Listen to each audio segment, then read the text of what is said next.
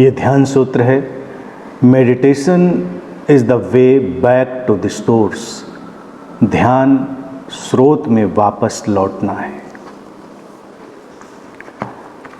ध्यान का एक सारभूत परिचय, और वो यही है, स्रोत में वापस लौट जाना।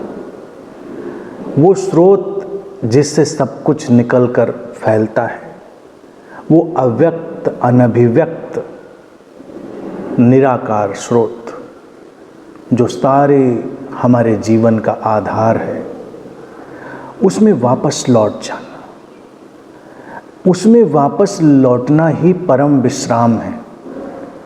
तो अगर ध्यान की कुछ शुद्धतम परिभाषाएं करी जा सकें, उनमें से ये एक है, स्रोत में वापस लौट जाना। जो फैलाव हुआ था, द्वैत का सारा जो फैलाव फैला था, वो सिमट कर फिर अद्वैत में प्रवेश कर जाए।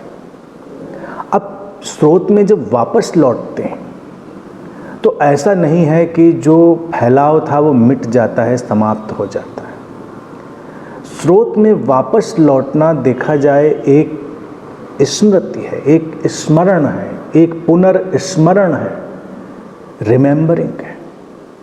और ये रिमेंबरिंग कि हम उस मूल स्रोत से ही निकलकर फैले थे, वो अद्वैत का स्रोत, वो चेतना जिससे सब कुछ फैला था, वही हमारा होना है। तो उसमें लौटना है। ध्यान के और कोई भी उद्देश्य नहीं होते, मूल उद्देश्य यही है।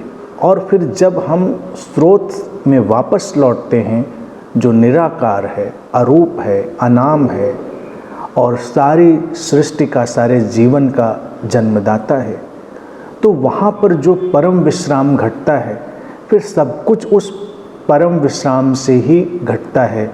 शांति घटती है, प्रसन्नता घटती है, प्रेम घटता है, समस्वरता घटती है, सृजनात्मकता घटती, सब कुछ।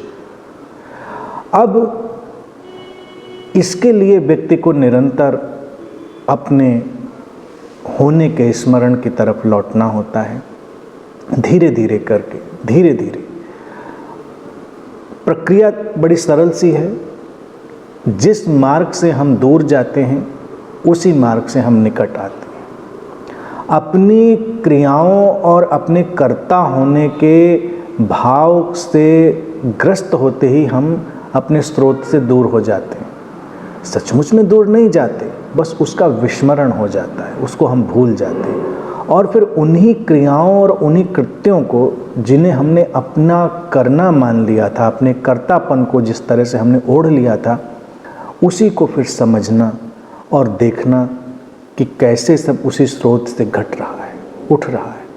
ये धीरे धीरे वापस लौटना हो जाता है, ये पुनर्स्मरण हो जाता है। और जितना प्रगाढ़ता से, जितनी गहराई से ये बात समझ में आ जाती है और हमारे भीतर ठहर जाती है, उतना ही स्रोत के हम निकट आ जाते हैं।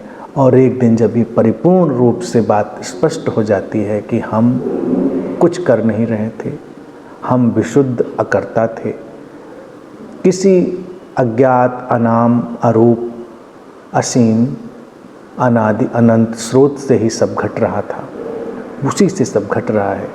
बस हम स्रोत में वापस लौट चुके होते हैं और हमारे जीवन में परम विश्राम घट चुका होता है। ध्यान की वही आत्यंतिक उपलब्धि है।